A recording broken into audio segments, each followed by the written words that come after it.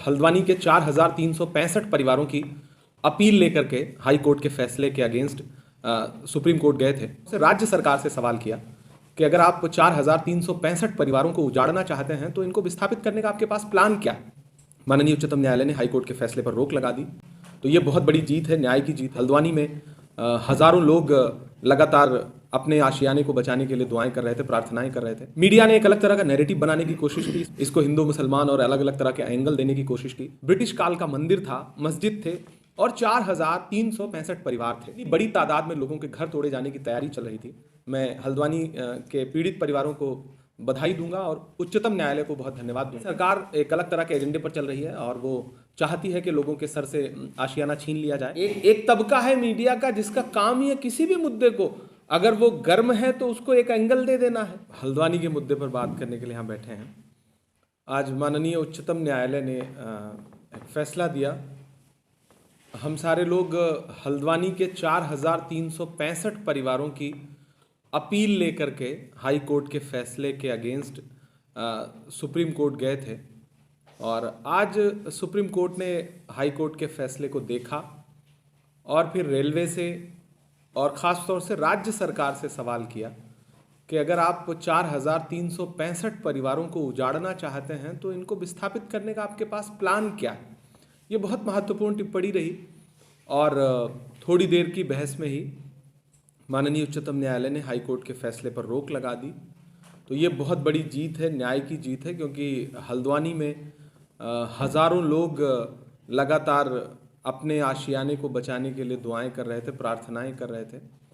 Media ने एक अलग तरह का नैरेटिव बनाने की कोशिश की इस पूरे मामले में, इसको हिंदू मुसलमान और अलग अलग तरह के एंगल देने की कोशिश की, लेकिन सच्चाई ये है कि वहाँ पर स्कूल टूटने की कगार पर थे, अस्पताल उजड़ने की जद में था, सामुदायिक केंद्र था वो उजड़ने की जद में था, ब्रिटिश काल का मंदिर था, मस्जिद थे और 4,365 परिवार थे।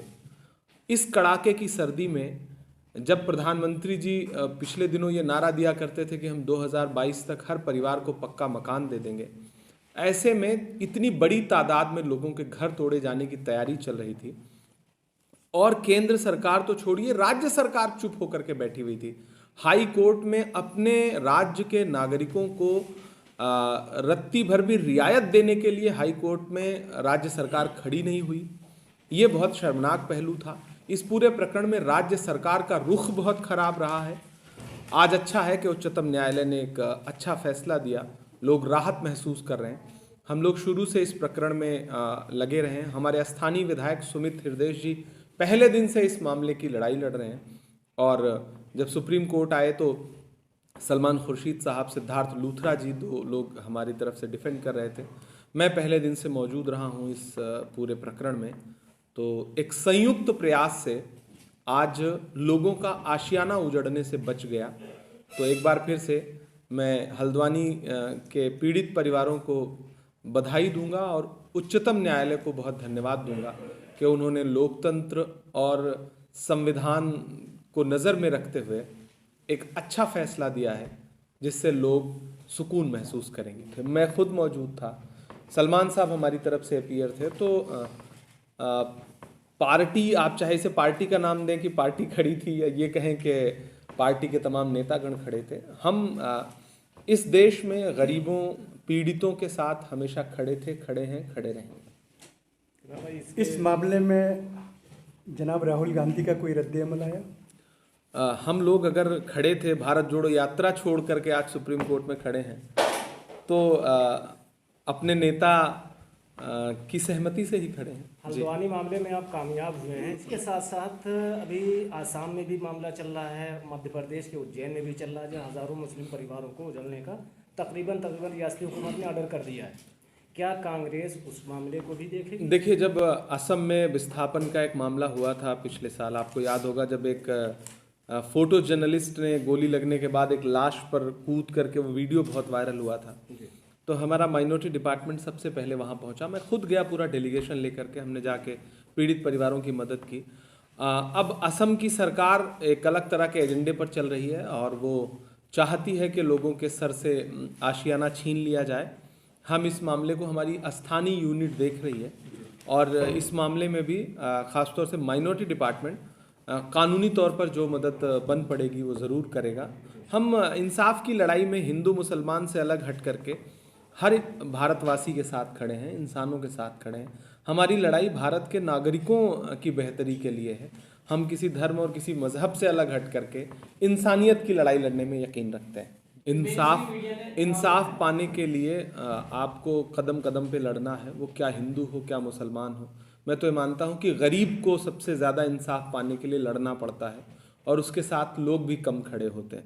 तो ऐसे में ये एक PIL दाखिल की गई थी जिसमें रेलवे शुरू में पार्टी भी नहीं था, बाद में इन्वॉल्व हुआ रेलवे, और रेलवे ने 2 एफिडेविट दिए। पहला एफिडेविट दिया कि हमारे 29 एकड़ ज़मीन पर अतिक्रमण है, और बाद में फिर रबड़ स्टैम्प की तरह वो अतिक्रमण फैल गया, रबर की तरह, और बाद में दिया कि 78 एकड़ पर हमारा अतिक्रमण है हमारी ज़मीन पर।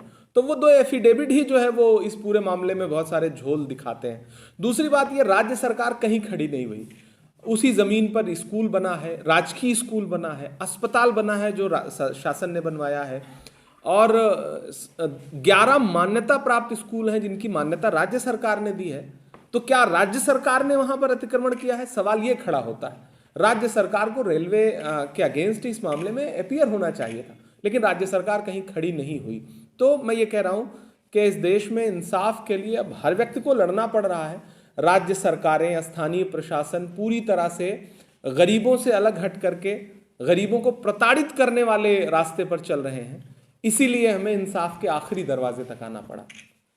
नहीं, हल्द्वानी वाले इशू में हमारा माइनॉरिटी डिपार्टमेंट ही नहीं खड़ा है, पूरी कांग्रेस पार्टी खड़ी है, वहाँ के अलग अलग एक्टिविस्ट खड़े हैं, वहाँ की तंजीमें खड़ी हैं। हिंदू मुसलमान तो हर जगह किया जा रहा है।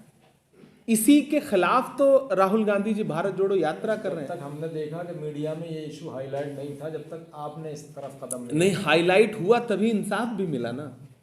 हाईलाइट हुआ तभी देश भर, दुनिया भर के मीडिया, एक तबका है मीडिया का जिसका काम ही है किसी भी मुद्दे को, अगर वो गर्म है तो उसको एक एंगल दे देना है।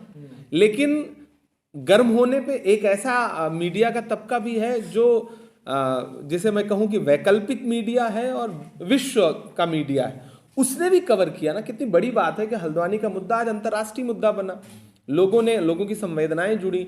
आप सारे साथियों ने ही वहाँ के विजुअल निकाले, बच्चों के रोते हुए वीडियोज आए, प्ले कार्ड लिए हुए वीडियो आए, अपना स्कूल बचाने के लिए लड़ती हुई लड़कियां दिखाई पड़ी। तो ये लोगों के इन्वॉल्व होने की वजह से हुआ ना। बाकी जिनको हिंदू मुसलमान करना है तो करेंगे, उनका काम ही है।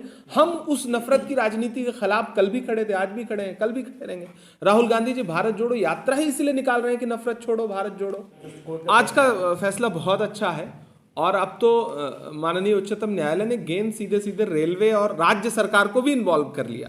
ये बहुत महत्वपूर्ण बात है कि अब तक राज्य सरकार बचती थी, इस मामले से अपने आप को अलग करके रख रही थी, लेकिन आज सुप्रीम कोर्ट ने यह कहा कि राज्य सरकार और रेलवे ये बताए कि इतने लोगों को विस्थापित करने का प्लान क्या है आपके पास।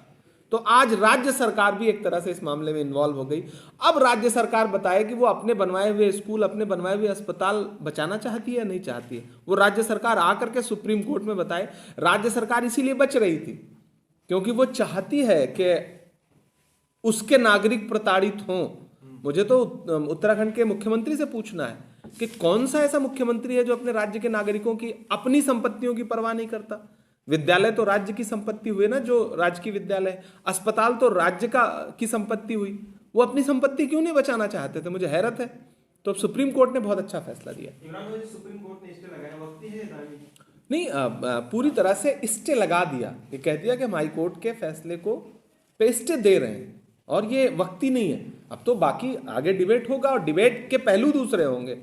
अब कार्रवाई तो रुकी हुई है, दैट्स ऑल। 7 फरवरी को अगली सुनवाई। 7 फरवरी को सुनवाई। राज्य सरकार और रेलवे आए और बताए कि उसके पास प्लान क्या है, तो वो स्टे तो है। फिलहाल एक बड़ी कामयाबी है जो आपने। हाँ, इसमें कोई दोहराई नहीं। मैं ये मानता हूँ कि एक बड़ी कामयाबी है और वहाँ के लोगों की जो उनकी जो आहें हैं, उनकी चीख पुकार है, उसके लिए बहुत राहत। हम सिर्फ हल्द्वानी के लिए नहीं लड़ रहे हैं, हम समेत शिखर पर जैन समाज के लिए जो हुआ है झारखंड में, उन्हें पर्यटन स्थल घोषित कर दिया गया, हम उसके लिए भी लड़ाई लड़ रहे हैं। हमारे सांसद ने राज्यसभा में ये मुद्दा उठाया, प्रमोद तिवारी जी ने।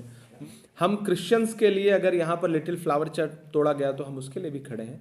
हम माइनॉरिटी में जितने भी हमारा जो काम है वो है कि 6 कम्युनिटीज़ हैं, मुसलमान हैं, उसमें बौद्ध हैं, पारसी हैं, जैन हैं, क्रिश्चियन हैं, सरदार हैं।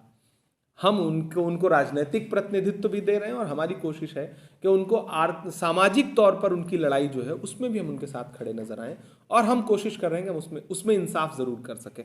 तो हम खड़े हैं उनके साथ। और देखिए, मैं हमेशा से एक बात कहता हूं, कांग्रेस किसी धर्म, किसी मजहब, राजनीति में आपको सेक्टर बांटना पड़ता है, ओबीसी डिपार्टमेंट है, माइनॉरिटी डिपार्टमेंट है, फिशरमैन डिपार्टमेंट है, दलित डिपार्टमेंट है, ये राजनीति का एक स्ट्रक्चर है, ये सारी पार्टियों में है, हमारे पास ही नहीं। तो स्पेसिफिक एक काम है मेरा। लेकिन कांग्रेस पार्टी, राहुल जी, गांधी परिवार ने हमेशा इस देश में एक प्रयास किया कि संविधान में जो लिखा है वो इंप्लीमेंट हो, उसके हिसाब से देश चले, लोकतंत्र जो कहता है उसके हिसाब से देश चले। तो हम उस लड़ाई में राहुल जी के साथ खड़े हैं, और आने वाले दिनों में भी और मुश्किलें आएंगी, लेकिन हम इस लड़ाई में उनके साथ खुल करके खड़े रहेंगे।